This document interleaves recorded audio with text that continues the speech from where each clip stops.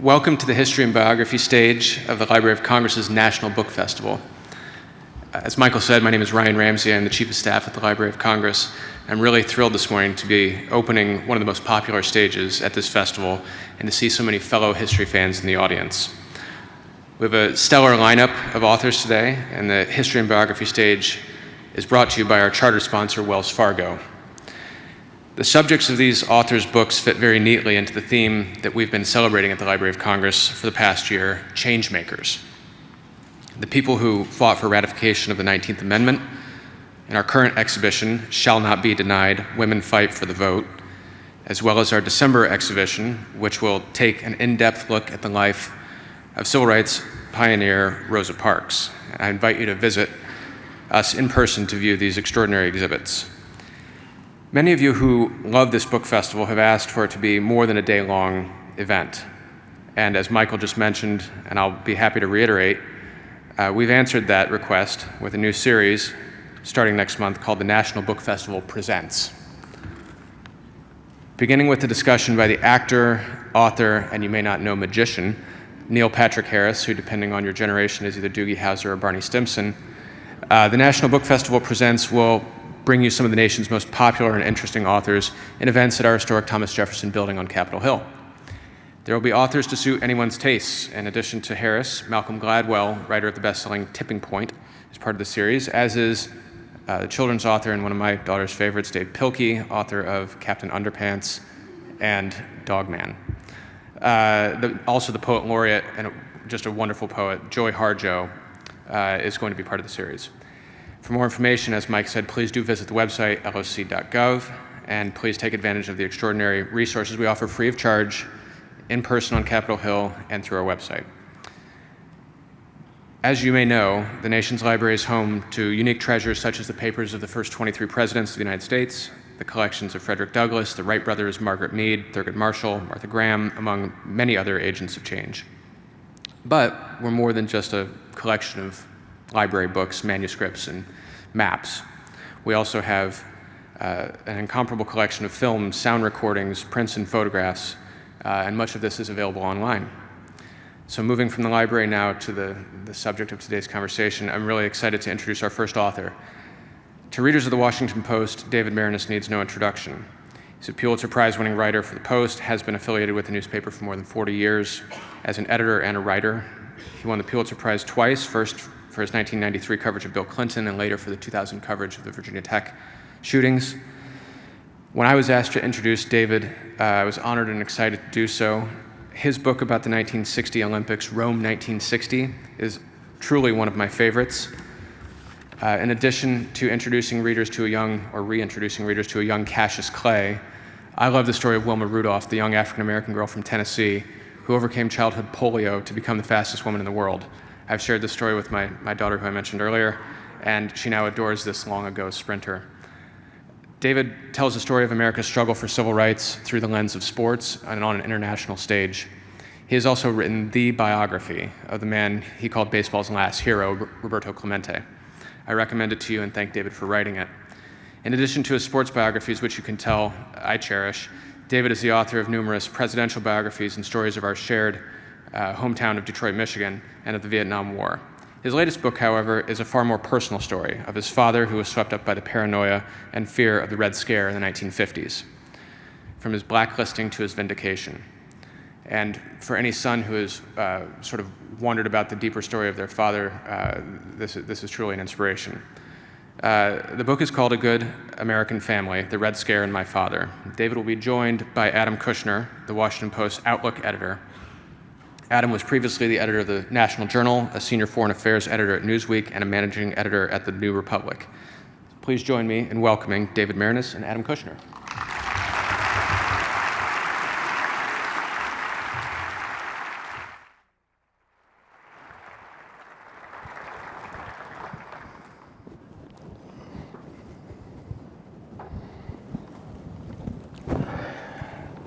Hi, I'm Adam Kushner. I'm the editor of the Sunday Outlook section at the Washington Post, which is our home for ideas and essays and arguments, and most importantly for today, book criticism.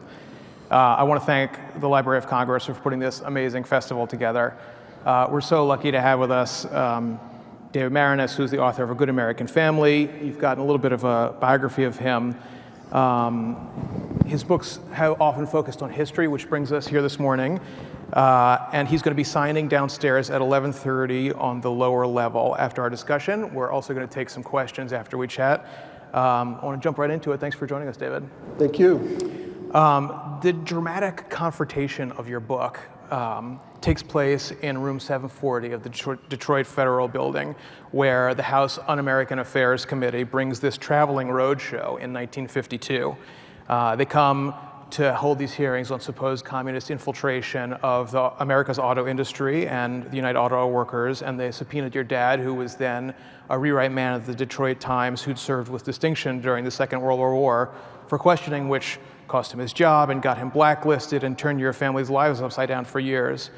Maybe you could start by telling us a little bit about your father and the evolution of his political beliefs up until that point. Yes, I'd be happy to. First of all, I want to thank everybody for coming, including all those who couldn't get into Ruth Bader Ginsburg's event. And I'll be not signing books at 11:30 because she'll be talking and no one will come. But in any case. My father, Elliot Maraniss, was called before the House Un-American Activities Committee in 1952 while we were living in Detroit. I was only 2 years old, so I don't remember that event, but everything that happened thereafter was part of my consciousness.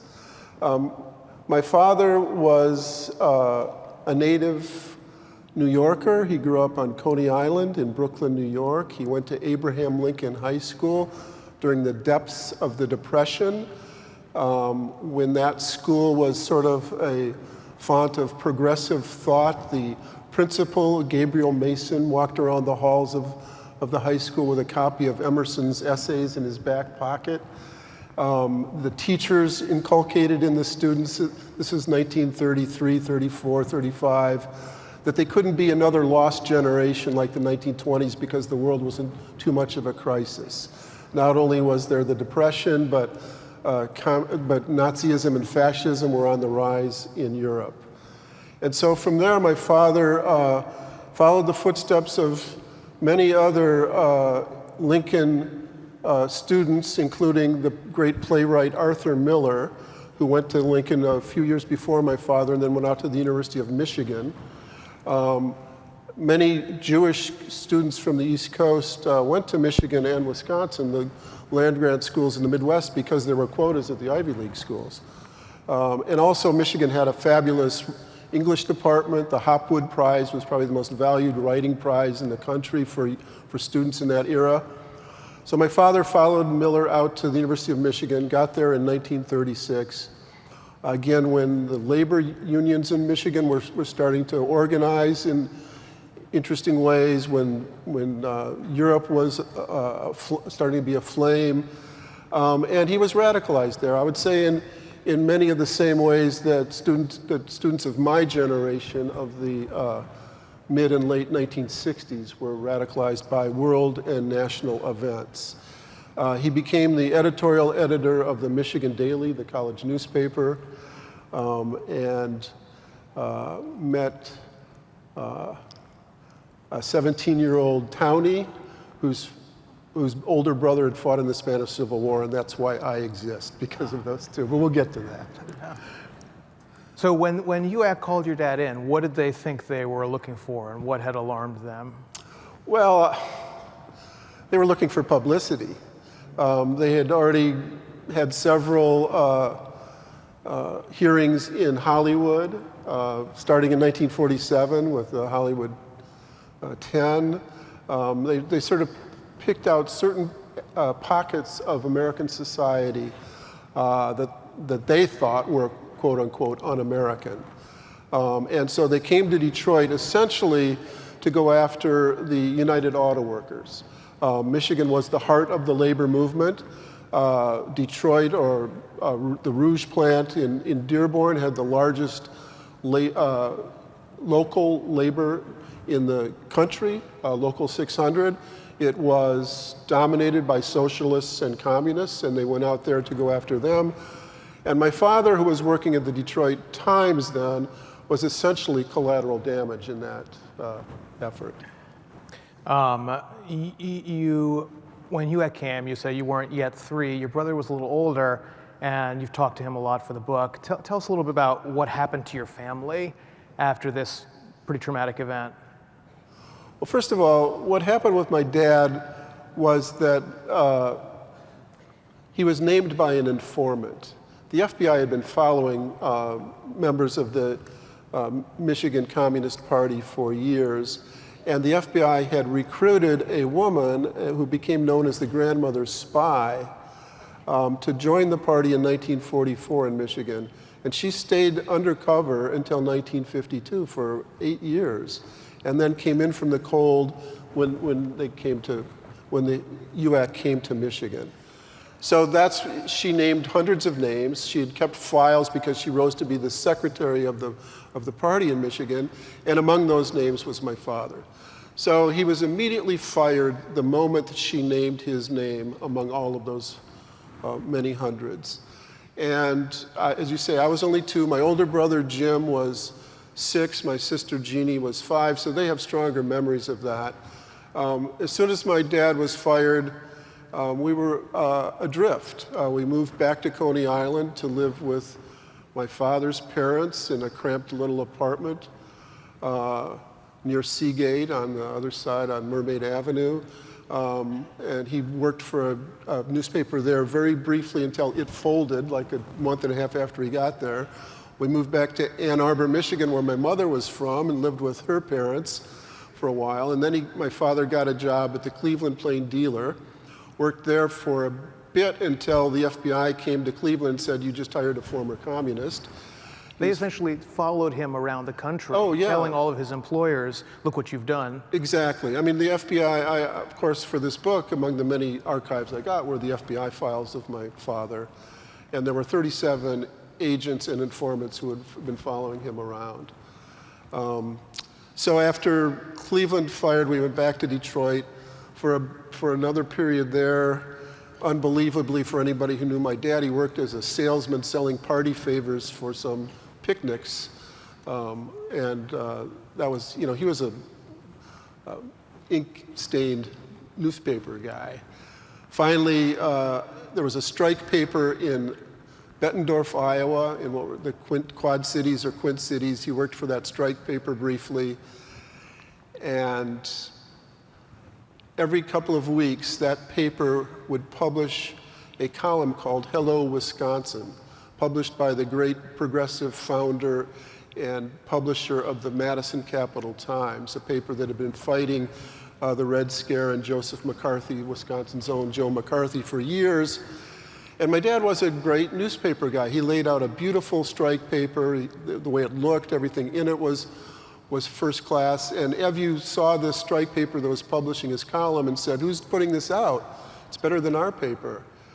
And at that time, in 1957, Joe McCarthy had just died. We moved to Madison, Wisconsin. The Milwaukee Braves were on their way to winning the World Series. And the Capital Times hired my father, and our lives were saved. I was 8 years old. The fever broke, and it became It started okay. to break, exactly, yeah. And there's, the central theme of my book is, what does it mean to be an American? And who decides? And how narrow is that definition? And, so that's why in this book I bring together a lot of the people who were in that room 740.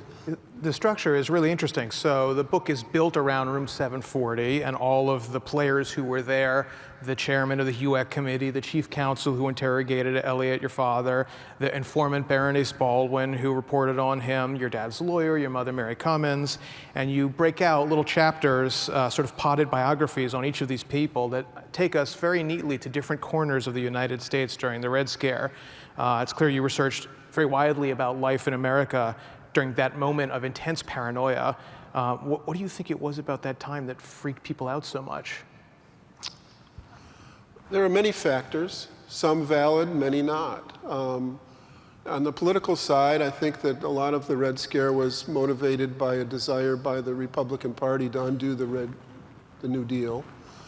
I think that there were also, after World War II, when the Soviet Union was a partner with the United States and really was instrumental in winning World War II.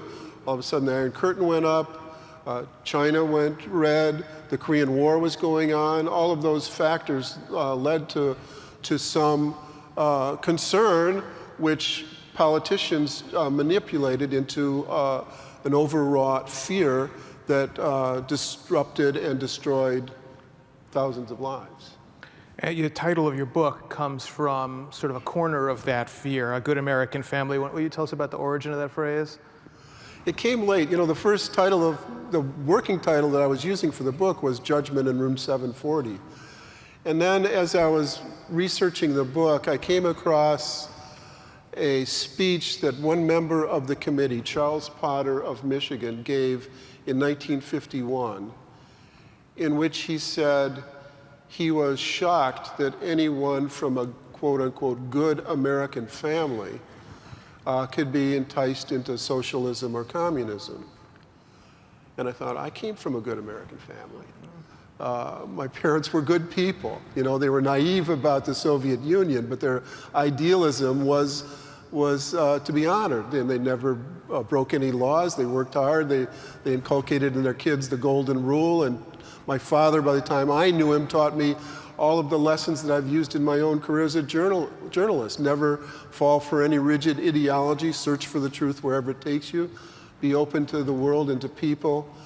And so a good American family, how do you define that? Do you define it by the chairman of the committee? And so, I mean, those values, you know, don't affix yourself to a rigid ideology, seem almost learned. You know, you write very honestly about your parents and what they believed in when and what they thought about the Soviet Union. Maybe you want to talk about that. Well, there were times when I was researching this. First of all, writing about, you know, I'd written biographies of, as Ryan said, of Clemente and Lombardi and Obama and Clinton. And in each of those instances, I was essentially starting with someone who was a stranger to me. And after 4 years of research and writing, they became very familiar. And let's take the Obama example. There were times in his own memoir, which is brilliantly written, when I discovered that, you know, it was essentially not the way things really happened.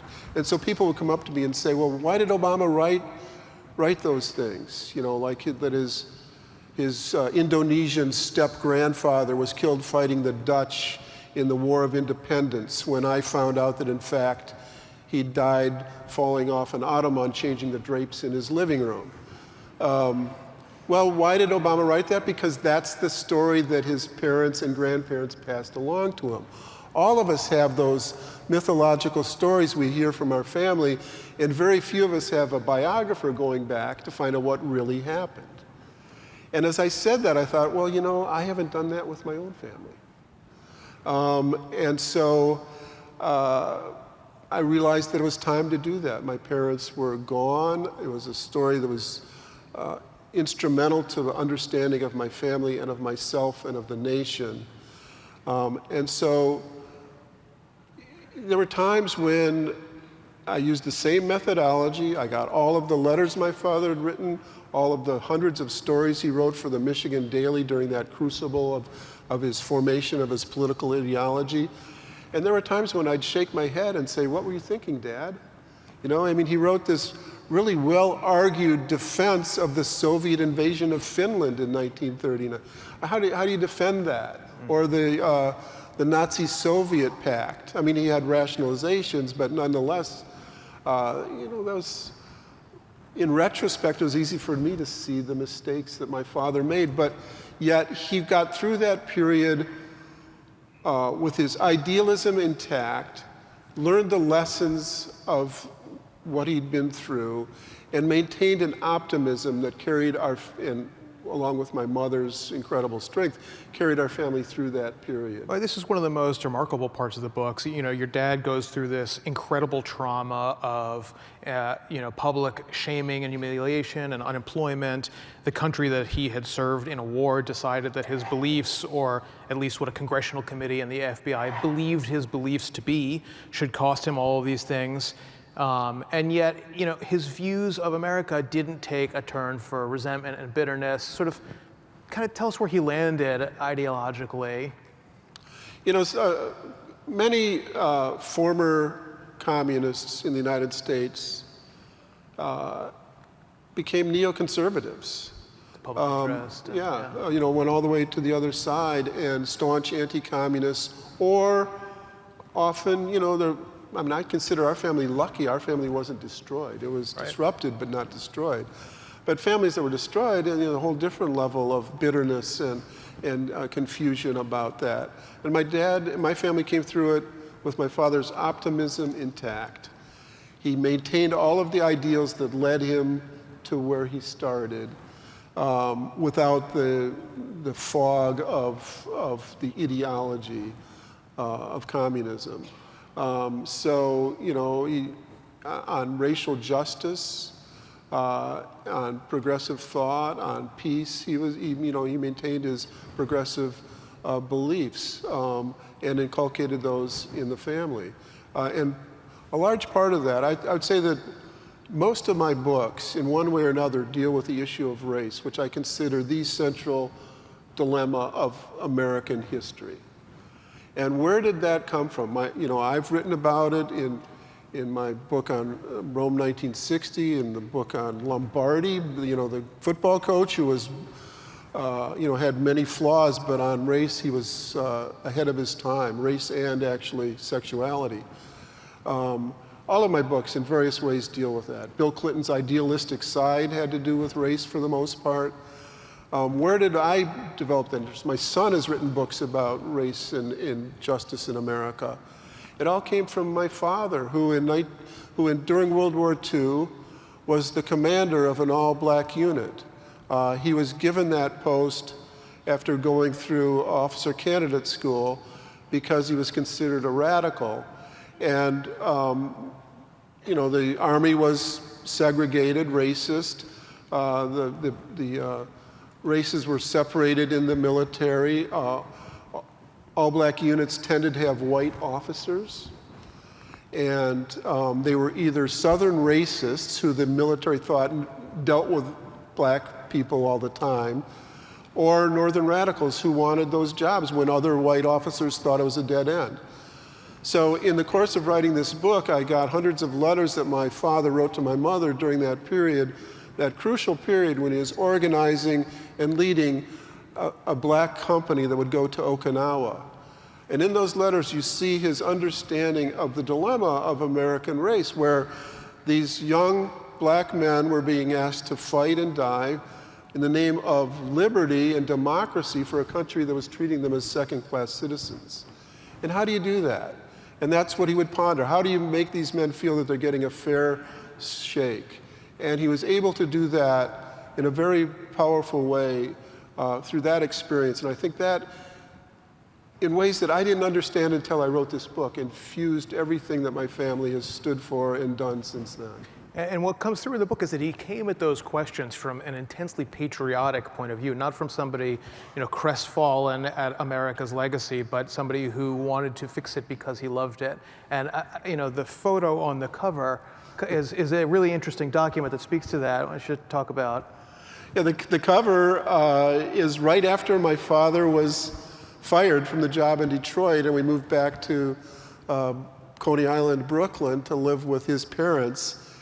And my parents took us, my brother, my older sister, and me to the Statue of Liberty. And we posed for the picture, right, on the ferry right in front of the Statue of Liberty. After his country had betrayed him in a way, yeah. Well, yeah, and what you see in the letters that he wrote from the war and from his, all of the hundreds of columns he wrote for the Michigan Daily was that his desire was not to violently overthrow the government of America, which is what the HUAC people said anyone who had those beliefs wanted, but to make America better. And he had that's an issue, again, that I've written about a lot, whether it was the Iraq War, the Vietnam War, or that period. What is the role of dissent in American life? And what is the meaning of patriotism? And I consider my father a patriot, and that dissent is a central part of the American democratic process. And you said that when you begin a lot of these biographies, you take somebody who is fundamentally alien, a stranger, and you eventually come to a place where you're extremely well acquainted with them. Obviously, this is a very different sort of project, and most of us will never have the opportunity to really go deep on somebody we know that well. What was it like turning, your father, a person whom you already knew and had a pretty sophisticated understanding of, into a subject and taking a dispassionate, removed approach? This is unlike any book I'd written before because of that personal aspect to it. But I tried to use the same methodology that I'd used for all of my previous biographies. The first part is go there, wherever there is in the story, to understand the cultural geography of the places that shaped someone. Get all the archival documents you can. So in this case, I went to 14 archives around the country, including the Library of Congress and the National Archives here in Washington, the Tamiment Library at NYU, which had the great files on the Spanish Civil War, which is another part of the book that we can talk about. And the Bentley Historical Library in Michigan had all of the, they had just digitized, right when I was reporting it, all of the packed copies of the Michigan Daily, the campus newspaper. It would have taken me months to go through all of those, to try to find all of the stories about my father, about Arthur Miller, who's another figure in the book, about my uncle, Bob Cummins, my mother's older brother in the Spanish Civil War.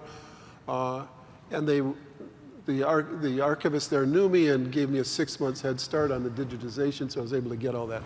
In any case, I tried to use the same methodology, but of course there were points when I was doing the research when I was overwhelmed,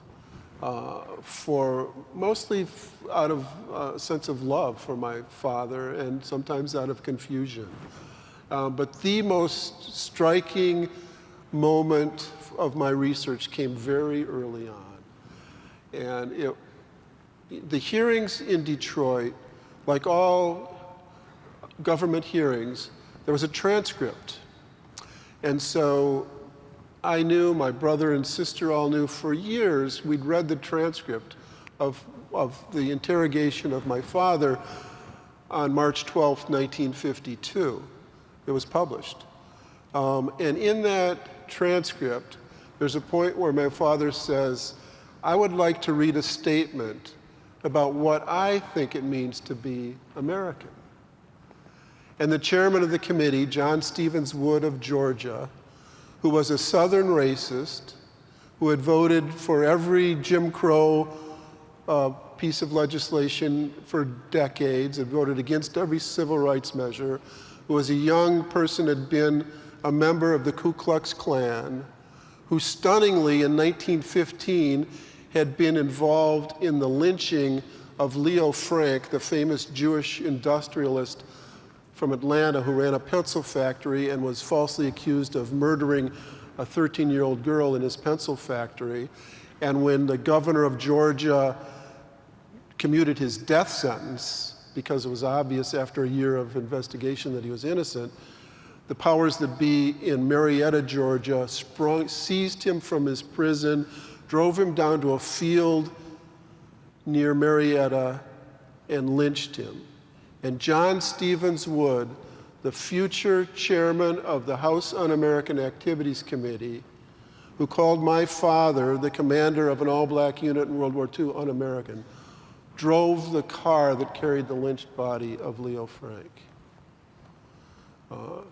And that's the essence of my question of what does it mean to be an American. And to that point, you mentioned, we'll come back to that also, but you have a lot of compassion for a lot of the figures in the book, and one of the most amazing parts for me is the empathetic and very generous way you write about Maraniss Baldwin, who's this very unlikely confidential informant for the FBI, the grandmother spy, 5 feet tall, who'd spent years posing as a member of the Communist Party and getting to know hundreds of their members in the Michigan region and reporting on them for J. Edgar Hoover. Seen from 2019, she looks like, what we might call a collaborator or something, but you obviously bear her no malice and you strike up a friendship with her descendants. Talk about how you made your peace with her role in your story and the role of people like her who did cooperate in the ugliest parts of McCarthyism? Well, Maraniss Baldwin was a working class woman from Detroit who was recruited by the FBI to infiltrate the Communist Party in Michigan. And she was 49 years old when she came in from the cold in 1952. They called her the grandmother spy because she just had a grandchild. She was long gone by the time I started researching this book. Her testimony is also in the transcripts, and I'd read that many, many times, where she names my father, she talks about my mother, and I never felt a deep hostility towards her, and I guess I can explain it by the fact that starting with another book I wrote about the Vietnam War, where I dealt a lot with the soldiers in Vietnam, I came to this sort of sensibility that it's the policymakers who are responsible. You know, it was the policymakers in Vietnam, not the soldiers, except for those who committed atrocities, you know, a very small number. But it's the policymakers who are responsible. And so, you know, it was the committee chairman, it was Joe McCarthy, it was the Republicans in Congress who wouldn't stand up to McCarthy and TUAC, and the Democrats, who were responsible for what happened. And this woman was just caught in the maelstrom of events at that point. So it took me a couple of years to find any of her relatives because she'd been married 3 times and all of her children were dead. And we finally found a couple of the grandchildren. And when I interviewed them, one of the granddaughters, who's now about my age actually, said, you know, I didn't know any of this until my mother, the informant's daughter, died. And we went into her closet, and on the shelf on the top of the closet, there are all these clippings of the grandmother spy. I knew my grandmother really well, and she never talked about it. And so then during this interview, she's saying, did your dad ever talk about him and what happened with you? And I said, not really. It was kind of the shadow of our existence. And so I felt this odd sort of connection about the strangeness of history and time, which is something I felt one other time earlier in my book writing career, when I went to Vietnam with one of the soldiers who'd survived this horrendous battle that I write about. And I found the Viet Cong officer who was fighting on the other side, and together they walked the battlefield. You know, and it was sort of the compression of time and how you know, the commonality of the human experience. So there are people who make the decision makers, the policy makers, are the ones that I hold responsible, and not the individuals caught in there.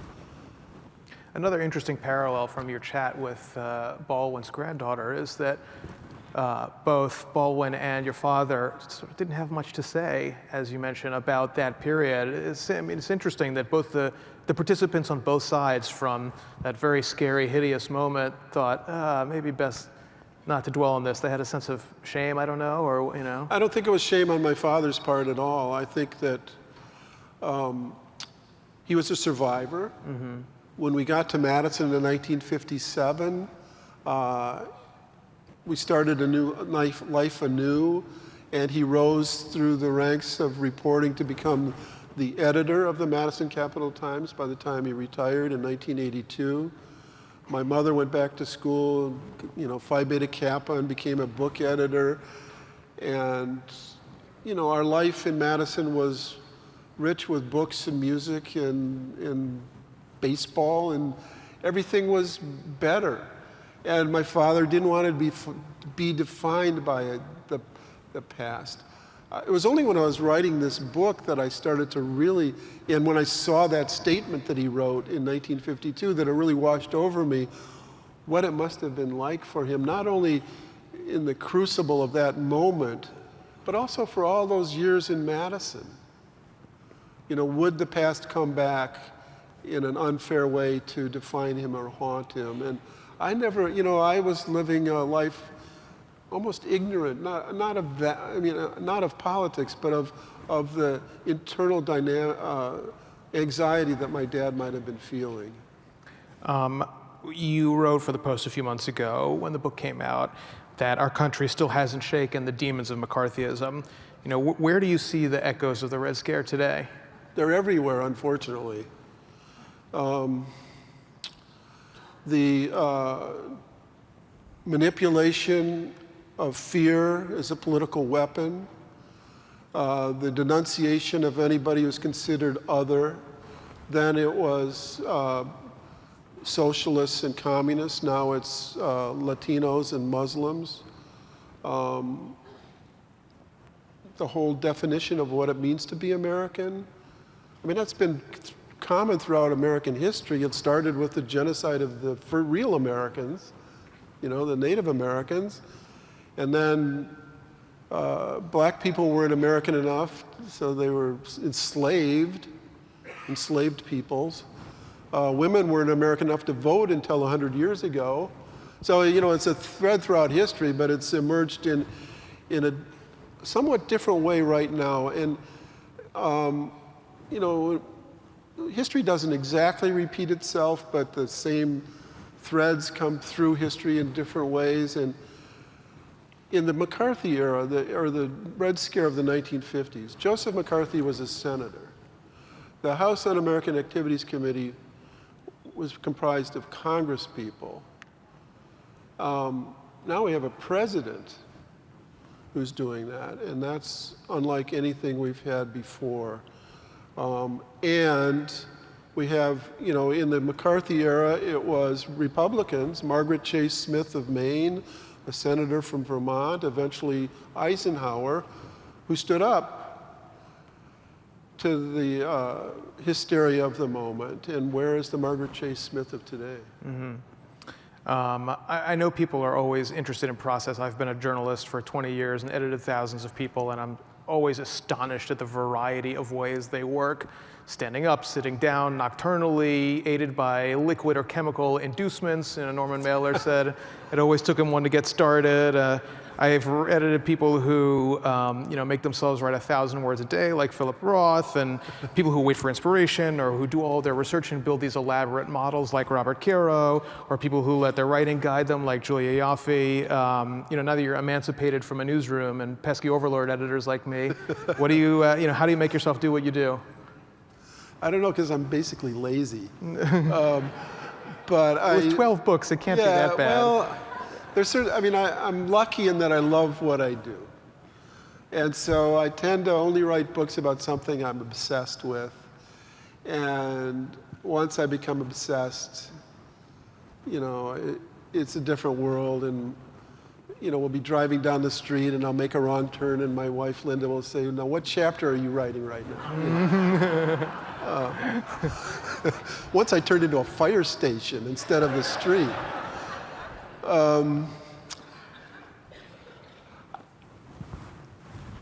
You know, for the research, I have what I call the 4 legs of the table. Go there.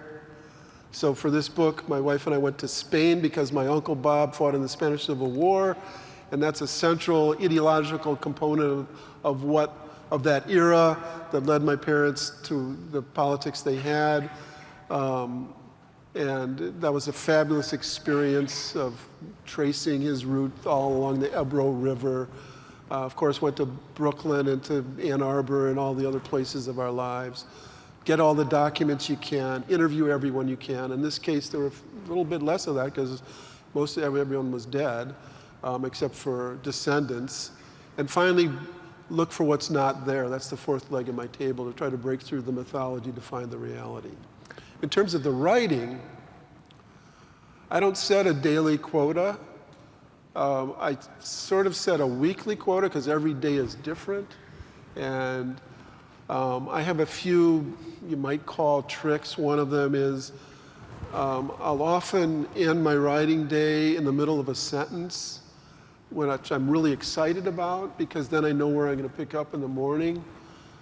If I don't do that, I tend not to sleep very well, but I do have a successful subconscious, in that I tend to work out a lot of my writing problems in my sleep.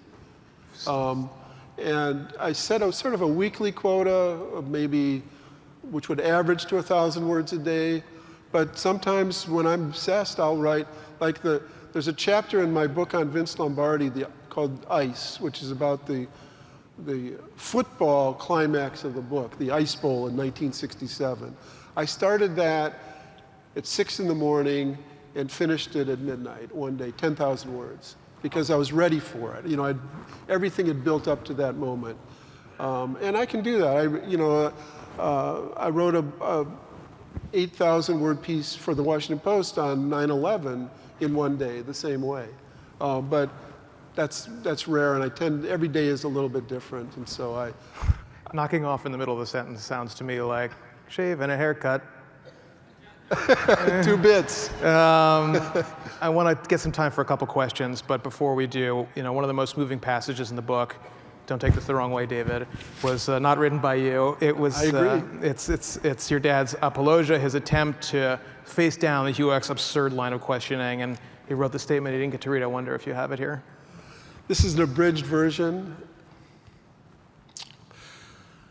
My father wrote this on the night before he testified. I was taught as a child and in school that the highest responsibility of citizenship is to defend the principles of the U.S. Constitution and to do my part in securing for the American people the blessings of peace, economic well-being, and freedom. I have tried to do that to the very best of my ability. And for doing just that and nothing more, I have been summarily discharged from my job. I have been blacklisted in the newspaper business after 12 years in which my competence and objectivity have never once been questioned. I must sell my home, uproot my family, and upset the tranquility and security of my 3 small children in the happy formative years of their childhood. But I would rather have my children miss a meal or 2 now than have them grow up in the gruesome, fear-ridden future for America projected by members of the House Committee on Un-American Activities. I don't like to talk about these things, but my Americanism has been questioned, and to properly measure a man's Americanism, you must know the whole pattern of a life. The U.S. Constitution and its Bill of Rights are not simply musty documents in a library. They have meaning only if they are used. To betray and subvert the Bill of Rights is the most un-American act any man or committee can do, for that document was brought into being and maintained throughout our history by men and women who gave their lives and blood. Every newspaper man knows that history is not a printed page. It is the passion and striving, the struggling and endurance of men and women. These qualities that went into the making of our nation can be discarded only at great peril to ourselves and our children. From the time of Peter Zenger, the colonial printer who defied the British Crown's effort to impose censorship in the American colonies, right down to the present, newspapermen have zealously defended freedom of the press. For the First Amendment is not only a guarantee of free speech and a free press, it is also an indispensable part of self-government. That's what makes this committee so dangerous. Ostensibly designed to protect the government against overthrow by force and violence, it proceeds by force, terror, and threats to overthrow the rights of the American people. This committee reflects no credit on American institutions or ideas. Its attempt to enforce conformity of political or economic thought is a long step toward dictatorship that holds the greatest danger to the American people. In this country, we have never acquiesced in the proposition that people could be punished for their beliefs. Statement of Elliot Maraniss, read by his son.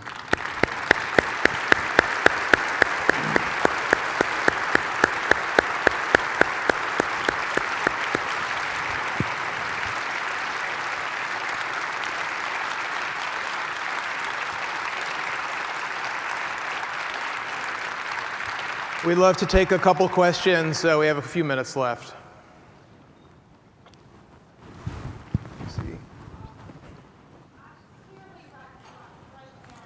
I think there's a microphone right here next to you in the aisle. Yeah.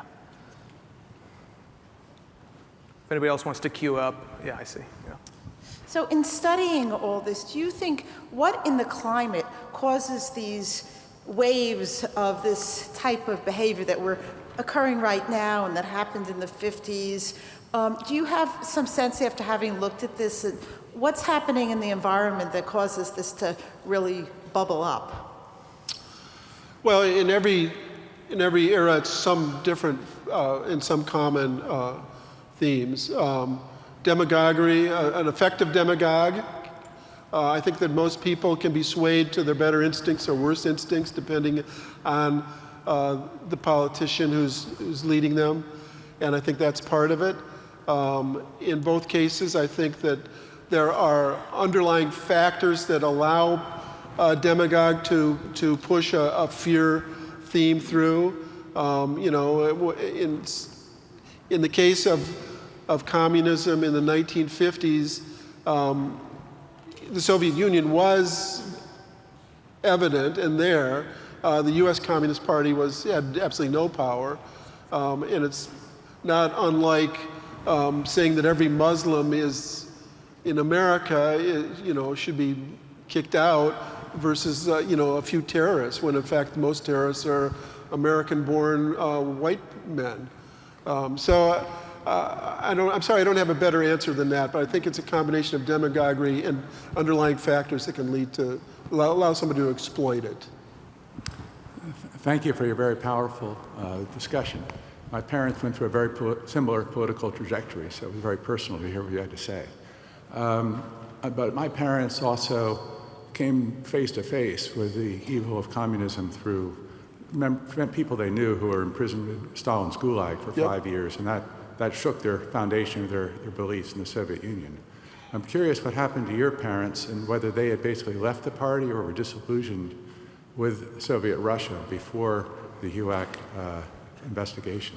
Yeah, thank you for asking that. And I must say that this book, unlike any other, I've gotten hundreds of letters and emails from the sons and daughters of people who endured something similar to this. My parents were moving away from the Communist Party in 1952 when my father was fired. My dad was never really much of an ideologue. He liked baseball more than politics. But I think there was a series of factors in the early 50s leading all the way through the quashing of the Hungarian Revolution in '56, where my brother recalls my mother at the ironing board with tears streaming down her face, sort of the final disillusionment or realization of the horrors of the Soviet Union. But it had begun much before that. We have time, I'm sorry, for just the last question here. Oh, I think you mentioned that your father was Jewish, and I was wondering to what extent you thought that what happened in the 1950s and HUAC and all that stemmed from anti-Semitism. Well, I think the phrase "a good American family" reflects some of that. Because my mother's family was not Jewish. As Obama said, he said, a mutt like me. I'm half Jewish. But I think that anti-Semitism was indeed a factor and in all of what was going on in that period. And throughout American history, you can see sort of Jews being considered other. And I think that was part of what was going on, absolutely. But my dad was not, my mother knew more about actual Judaism than my dad. He knew how to eat chopped liver, but he didn't know, that was about it. That's a classic American story, too. Yes. Thanks to David Maraniss of the Library of Congress.